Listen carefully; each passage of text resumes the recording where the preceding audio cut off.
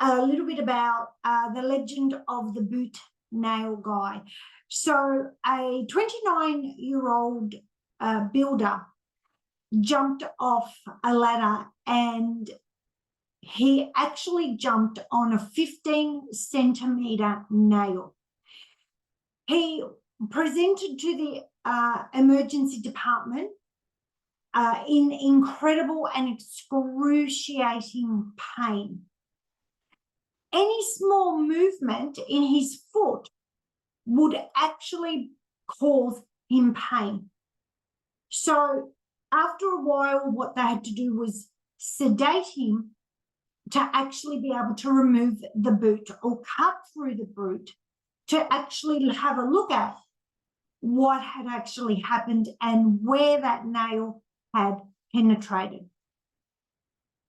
Once they actually sedated him and pulled the boot off,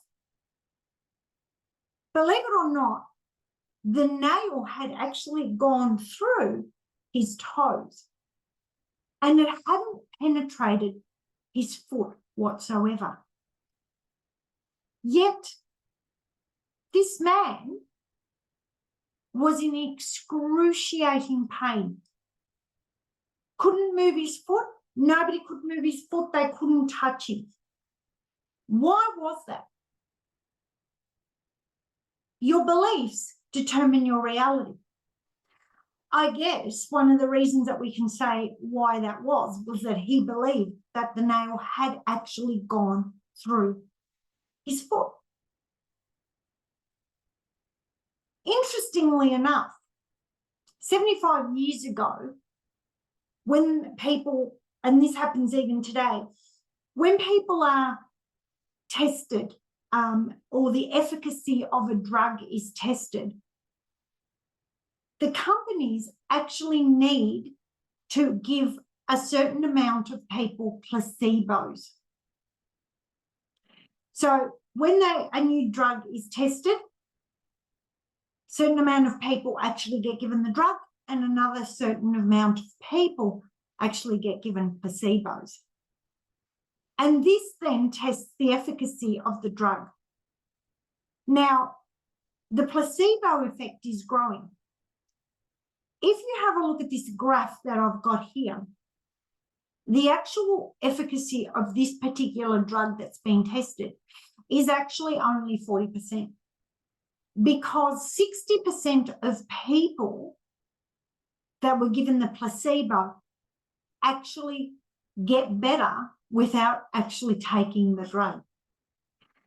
Isn't it interesting when we begin to think about what we believe can actually create what we see outside of ourselves? There is no other way that that can be, because in order for you to have a certain belief, you have to hold something within yourself that actually supports that belief.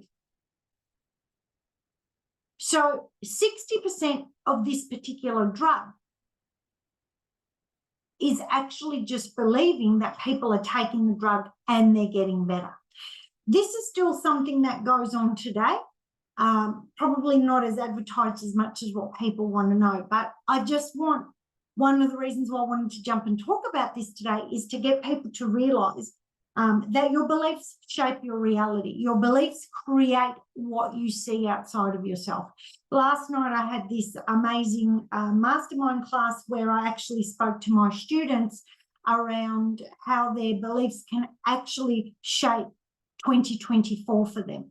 And we had a look at some of the beliefs that they have and some of the beliefs that they had in 2023 when it came to not actually getting the results that they want. So what is a belief? A belief is an attitude or a conviction about the truth of some idea or concept. It doesn't matter whether that attitude or conviction is real or not real. It has to be true to you. So if something is true to you, what will happen is that will become your belief. And there are beliefs that are passed down from generation to generation. There are beliefs that are passed down from when we're children that we never actually stop and ask ourselves, are they real or where did they come from? Generally, our beliefs are of basic concepts, things around us that are consistent, things we do not question. We just believe it. And we actually act in an incredibly unconscious way when it comes to those beliefs. They are often, as I said, shared by members within a social group or family, and they help establish our rules and norms. So any belief that you have, whether it's true, whether it isn't, and I'm not here to tell you it's right or it's wrong, but any belief that you have has been brought down either through generations or through groups or through society, through the rules and norms that we have. And I wonder whether you ever stop and question it to see whether that belief actually works for you. When applying them to our memories, to our current experiences and to the future, they help us understand the world around us better. In actual fact, it only takes about 30 seconds for us to make up our mind about something, and usually that 30 seconds will depend on one of the beliefs that we have. So I wonder next time that you have a belief that possibly is not resourceful for you or is not working for you the way you want it to stop and ask yourself, where did this come from? One of my favorite metaphors that I actually use during my trainings is the story of the roast, I'll call it.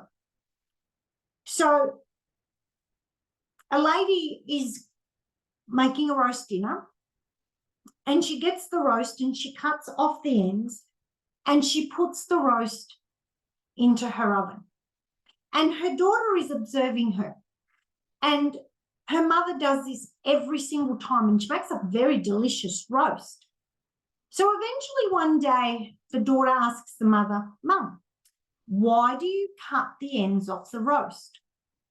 And her mother answers with, "I don't know, it's what my mother used to do." So the young girl goes off to her grandmother's and she says to her grandmother, "Gran, why do you cut the ends off the roast every time you put it in the oven?" And her grandmother turned around and said, "I don't know. It's because of what my mother did. That's exactly what my mother did. Her roast was delicious, so I do the same." So the young girl was lucky enough to still have her great-grandmother alive. So she went off to her great-grandmother and she asked her grandmother, "Why do you cut the ends off the roast?"